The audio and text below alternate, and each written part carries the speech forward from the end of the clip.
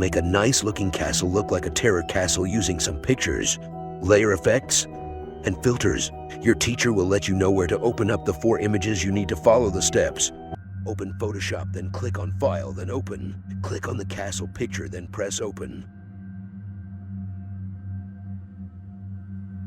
First, this picture is in the daytime. It's too bright to be spooky. Let's make it nighttime. Click Image, Adjustments, then Hue, Saturation. Check off Colorize, then set these values. Hue 195, Saturation 10, Lightness -40. There is too much of a blue hue. Change the settings slightly so it looks more gray than blue. It should look like this now. Now we are going to add a mask to the layer with the castle in it to create a fog in front of the castle. Click on the Add a Mask button at the bottom of the layer panel. You should see a new white box pop up next to the castle. This is where we will add our fog. We need to see the correct colors so our fog appears. Double-click the foreground color and choose a light gray using the color picker, or you can type in the hex code #C4C2C2. Make sure the background color is white and press OK. The colors should look like this. Now you can apply the clouds filter by clicking on Filter, then Render, and Clouds. At this point, we want to add a new background layer with a white background. Click on the Create a New Layer button. Use the paint bucket to fill the new layer with white. The result should look like there is some fog. If you want more fog, click on the layer mask and just repeat the filter, render, cloud steps again. The sample had it done 3 times. Now we will add a moon to the picture. Click on File, Place Embedded.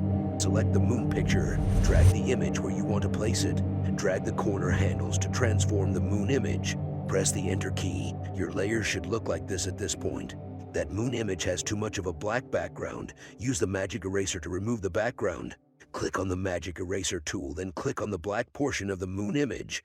It should look like this after you click on the moon. Change the layer's blending mode of the moon layer to exclusion. It should look like this now. Let's add some flying bats.